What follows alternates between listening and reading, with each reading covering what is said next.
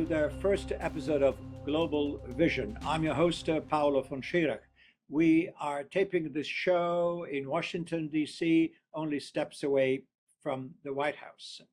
Our topic today is artificial intelligence. Is the Terminator knocking at the door? My guests today are Doug Kalidas, Bree Treese, and Doug Shannon. Artificial intelligence may be the most promising and at the same time most dangerous invention of this decade. It will power innovation and efficiency, but it will also displace humans. Many jobs in law, medicine, advertising, entertainment, logistics, and more will be performed by intelligent machines that do not sleep, do not get sick, do not go on vacations, and do not collect salaries and benefits. Young people looking for entry-level jobs in this new AI reshaped economy will see their options narrowed. We can also foresee the erosion of our privacy as pervasive AI systems monitor and predict our behavior.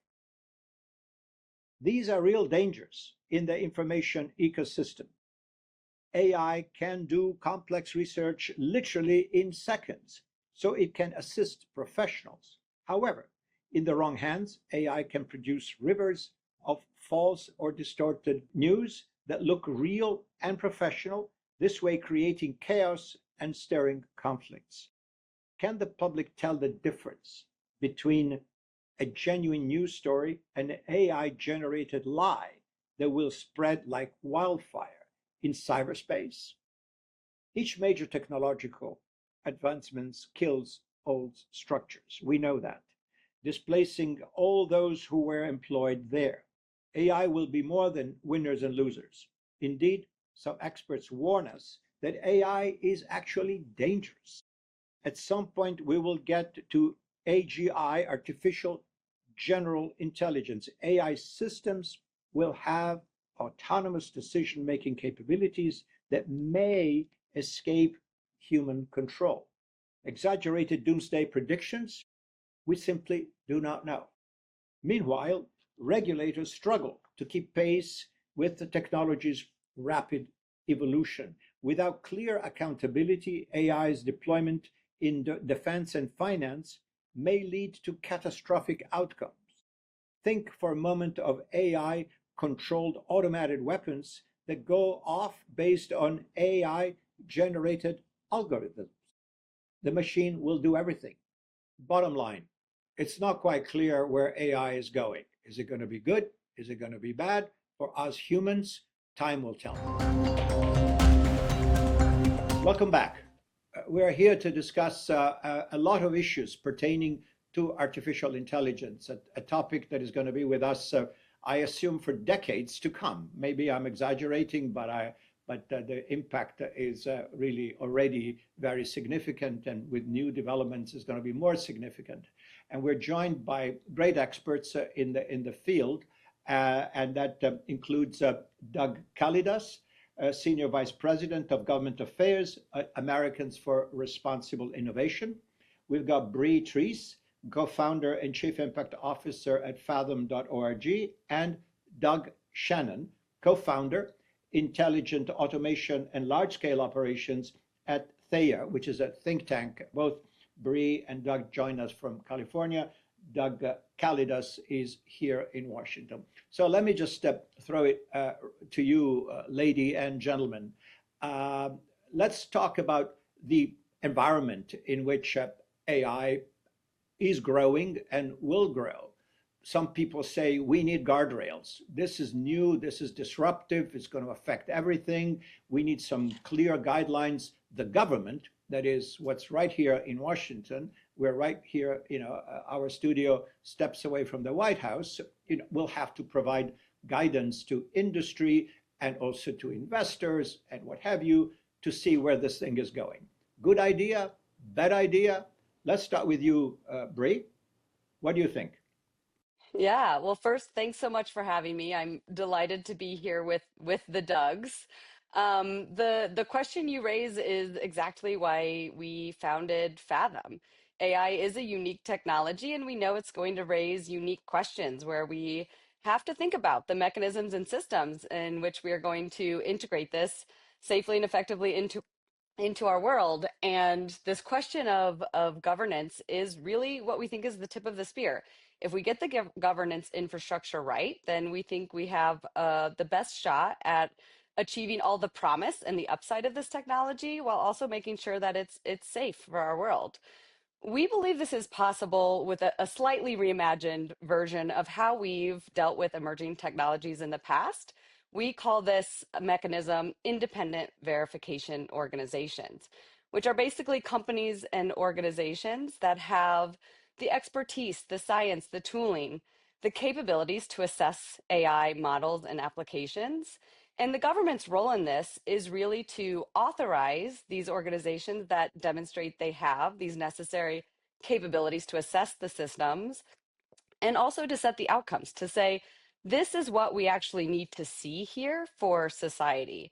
This system really sets up the government to be doing what it is really best at, to say, this is what good looks like for us here in the world, while allowing the private sector to do what it's really strong at, to say, we are going to innovate on how best to achieve those outcomes the government is holding us to.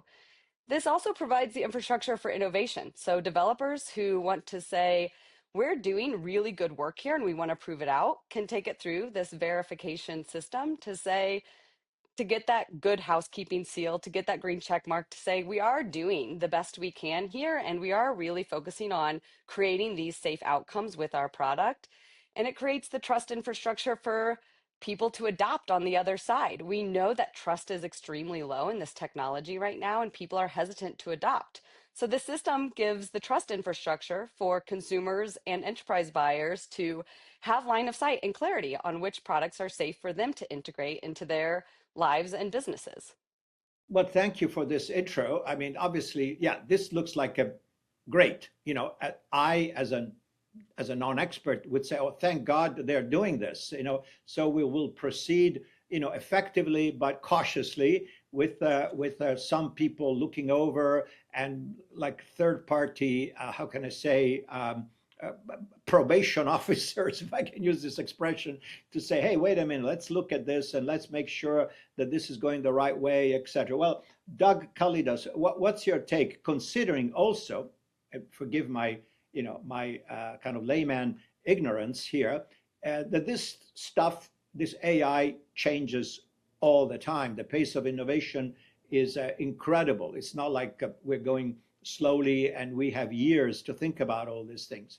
Is there a possibility that the regulators are either too stringent or not stringent enough because they really don't understand how this technology evolves? Doug Kalidas, what do you think? Thank you, Paolo, and thank you for having me on here to discuss this topic. I agree with a lot of what Bree said. I think that at ARI, Americans for Responsible Innovation, where I work, we believe deeply in the power and promise of AI. We believe this is important technology. It's powerful technology, and I'm sure we'll talk later about some of the upsides and the great things that it can do for the world. There's also a lot that can go wrong. And I have a perspective mostly looking at what the United States has done in the last few decades to regulate technology, or I should better say, to not regulate technology. We've largely taken a fully hands-off approach. Now, obviously, there are certain benefits to that. There's more investment in the sector. There's a lot of innovation, clearly. But I would definitely question the premise that innovation thrives in a fully unregulated environment. We can talk about different examples from banking, financial services, pharmaceuticals, investors, users, corporate users of these technologies. They want, as Bree mentioned, they need to trust that what they're working on is actually going to be safe, reliable, dependable, is not going to create liability in places that they can't predict. And that is something that we believe for the long-term health and growth of the market will be salutary. And there's a lot that the federal government can do to help this. In terms of your question about the risk that regulators overprescribe and become overly specific based on the state of the technology at any given point in time, that is definitely a challenge. I mean, this is something that we've been struggling with for years in the US. I think that in order to do this right, you need government capacity. You need to have experts within the government agencies who understand the technology as well as the private sector and those who are developing them. In the US, there are some of those technologies embedded in different agencies. We certainly need more of these people, but there's a start. And we need to be thoughtful about how we define any regulation.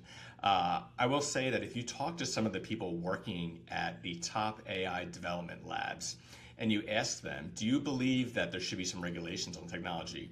A large number of them will say yes. This is often not public. This is often something that they'll tell you behind closed doors, but they understand the power and the risk of the technologies they're developing. And it's really not fair to ask individual companies to simply self-regulate because they're putting themselves at a disadvantage in the market. It's a prisoner's dilemma. And this is something where government can step in, set an environment where it makes sense to do the right thing. In terms of what form that takes, I mean, some of the things that Bree had mentioned about the independent verification organizations, we like that idea a lot. We think there's a lot of purchase to that. We're agnostic about specifically what some of these regulations look like. I think the important thing is to marshal political will to actually act. And then we can talk about some of the specifics. We have a lot of ideas here at ARI, but we believe there are other mechanisms. Thank you. Let me now turn over to Doug Shannon. And if you can elaborate on this, and again, being here in Washington, and I am not like you, ladies and gentlemen, a specialist on this, but the old joke is that Washington is analog and the rest of America is digital, meaning that we're always not steps, but sometimes miles behind technological innovation. And also, let's face it, Washington is run by lawyers who want to prescribe everything and want to make sure that every possible contingency has been looked at and we've got an answer and a regulation and something for everything. And that sometimes results in things being overdone and also are not really appreciating the pace of innovation. And of course, I really like going back to what Bree was saying earlier, and you also seem to concur, Doug, that it's nice to have third-party entities that will vet. I am not sure how this works in the practical world in terms of government regulation that will rely on third parties as input and advise, I suppose, in terms of what should be done, what should not be done. So, to you, Doug Shannon, what do you think? How do you see this? Is this doable in a good way? It's doable in a good way if we pay attention. A lot of the things that we're seeing in the space is incentive based, so we need to make sure we have the right incentives in place. But those same incentives need to make sure that we're also building agency into what humans are doing and bringing humans into those conversations. So kind of like what Bree was talking about when she was talking about kind of the speed and kind of talking about in general, the speed of this is much faster than we've ever seen anywhere ever. The only individuals that have seen this type of speed were like the quote unquote like the Zennials, like the ones that were in the middle between like Gen X and Gen Z, and kind of see where that's at. So Zennial people of that age group saw analog to digital. They grew up with that. They got cell phones at age 20 and started texting people. And so I think we're going to see a lot more leaning into those individuals to say, how do we lead this? How do we drive this? Because when it's this fast, the cultural change is going to happen at a much faster pace than Paolo, what you were talking about, where the government can't keep up, the legislators can't keep up. But you don't want to police them. You want to kind of hall monitor them. But at the same time, again, to what Bree was talking to, is the infrastructure tells the story, like the architecture of it, what can be built on top of these items, what can be built on top of these systems, these platforms.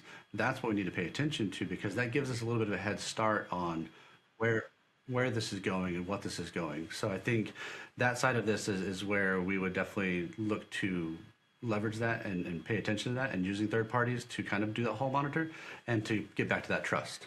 Okay, let me just try to frame this also in broader terms. Obviously, AI is a global technology. It's not the monopoly of the United States. We all know that. The little that we understand, what's happening in China. In China, innovation is top down. The government orders you what to innovate. I'm oversimplifying, of course, but that's pretty much the way it's done. and enormous resources can be allocated to whatever the government, or which is in this case the Communist Party of China, says that is a priority, and they can husband all the resources necessary and put all the money that is necessary and say to people, you do this. That's one way to doing it. Their regulation, guardrails, what have you, I have no idea if they even mean anything in that context of top-down led innovation. In Europe, we have seen a completely different approach, which is much more cautious, and an effort to prepare the regulatory framework, perhaps even ahead of the innovation. How does that change things, considering that we are competing, obviously, we meaning the United States, all the firms that operate in this space and others that will join or be the users or what have you. Is it possible to give an assessment of saying which one is the right approach? Is our more hands-off approach better than China top-down or Europe over-regulation? Bree, can you address that? Yeah, I mean, I think that's the elephant in the room of who is going to win this global AI race, which we don't have time to dive into all of the details on that today. But your point is very valid. In China, the government has a lot of say of which products just get diffused into their economy and society. And here in the US and across most democracies, that's just not the system in which we're working. We have decided to regulate industry. We have decided to let the private sector make a lot of decisions on this. And today, particularly in the US, we have what is referred to as a technology or a capabilities overhang.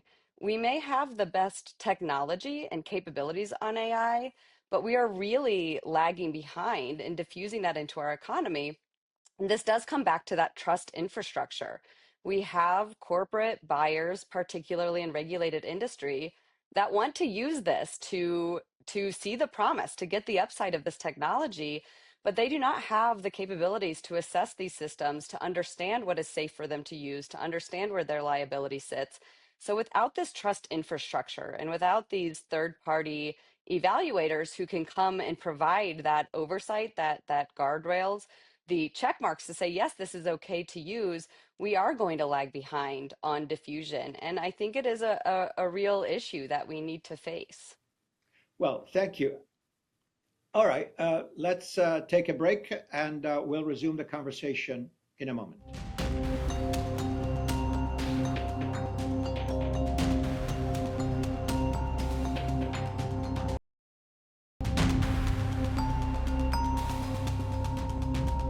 Welcome back.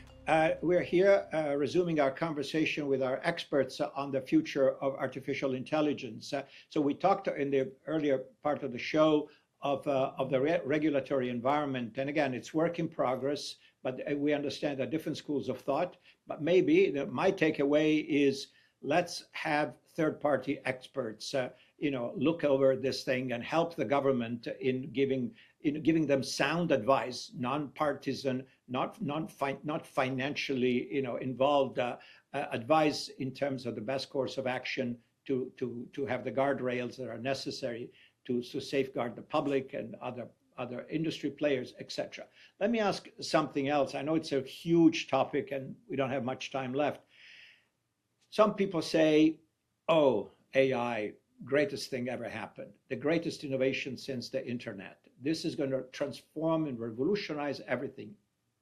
Every possible business will benefit from it because the entire organization will change. The markets have jitters because if a company announces that they've got this great AI-based application to, to modernize logistics, then all the stocks of the logistics companies go down.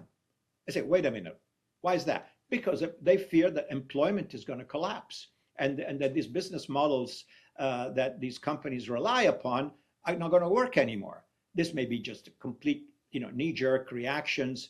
And again, this is a long evolving story. But what can you tell us about your perception of the pluses and minuses?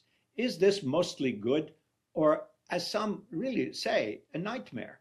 Yes, great innovation, but we will all be unemployed because AI will do everything. Of course, I'm exaggerating.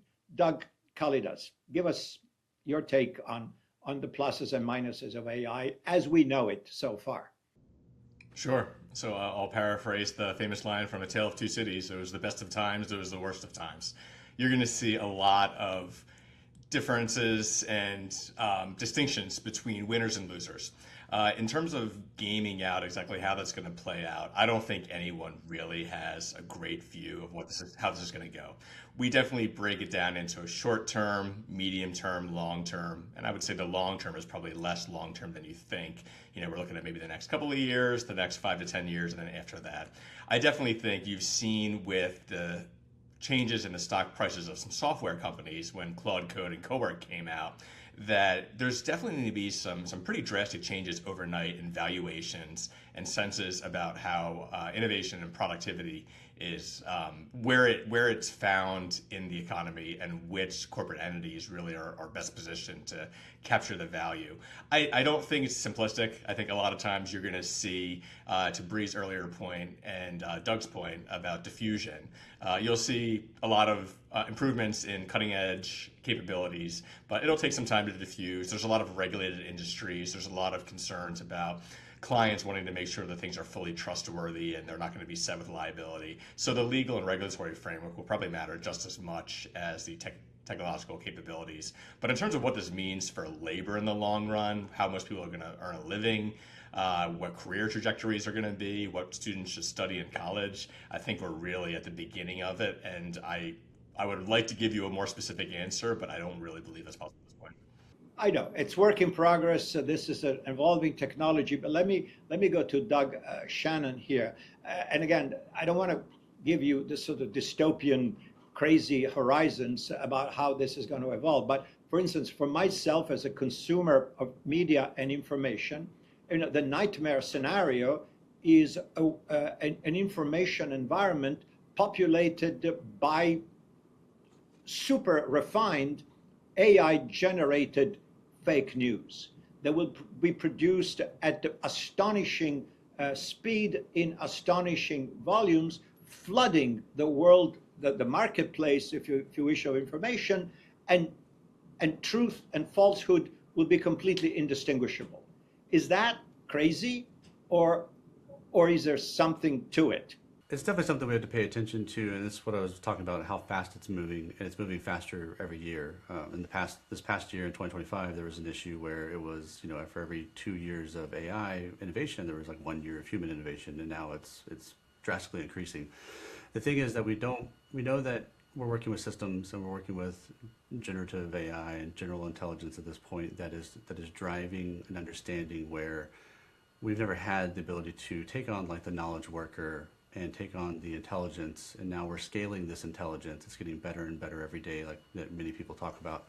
But I think on the job side we were talking about earlier, that Doug was talking about, is that we're seeing the markets, especially here in the United States, since we don't have as many guardrails to go off of, are showing the next scene, and so we do see companies that are laying off. We do see companies that are making changes. But I think the biggest thing to look at that is, that we're not, human value is not being replaced. It's more along the lines of being repriced. So as we look at knowledge workers and what they do every day, we're seeing, well, what's the value of certain tasks? Now that we can take action, now that AI agents or agentic agents have a pseudo agency, what can they take off of our hands? And then what is the value of the human doing that same task? So automation and AI become the biggest story ever, because we have to innovate, we have to drive it, and we have to show also where do humans fit in that collaboration situation. Thank you. Bree, to you, I think we're really running out of time here, but if you could tell us your take, your opinion, Bree, on what's going on. And even anecdotally, we know that we have AI generated boyfriends and girlfriends. I mean, I don't want to make this into some kind of a trivial observation, but are we really going there? Is this are we creating stuff that we don't quite understand where it's going to go, and affecting us, our lives, and of course the whole environment of employment? If you can tell us briefly what you think about all this. I think the answer to your question is around the unpredictability is yes, as both Doug and Doug alluded to, is we don't have a perfect forecast of how this is going to go. And it's a general purpose technology, so it has a variety of applications. It's going to roll out to our schools as it rolls into our critical infrastructure, as it rolls into our financial system. And it's hard to predict all of the ways that in which this will go, which comes back to why I think we need an agile infrastructure that can be held accountable to what good looks like for society, can be incentivized to keep the science and technology of what safe looks like and what good looks like apace with the capabilities, and really create that trust infrastructure for consumers and businesses to make decisions on what they want to use. Well, thank you for that. I know this is, we said it many times, but I think it's worth repeating. This is a work in progress because AI innovation, some people say, you haven't seen anything yet. We're just barely scratching the surface. Wait 5, 10 years and it will be unrecognizable. So with that, I want to thank my guests today, Doug Kalidas, Bree Treese, and Doug Shannon for being with us. And I'm sure we'll come back to you because, again, this topic has a way of changing rapidly, and your wisdom and understanding of being hands-on experts will be extremely valuable to us and our audience. Thank you for being with us. Thank you, Paolo. Thank you, Paolo. Thank you and goodbye. I'm Paolo von Schirach. Join us next week for another edition of Global Vision.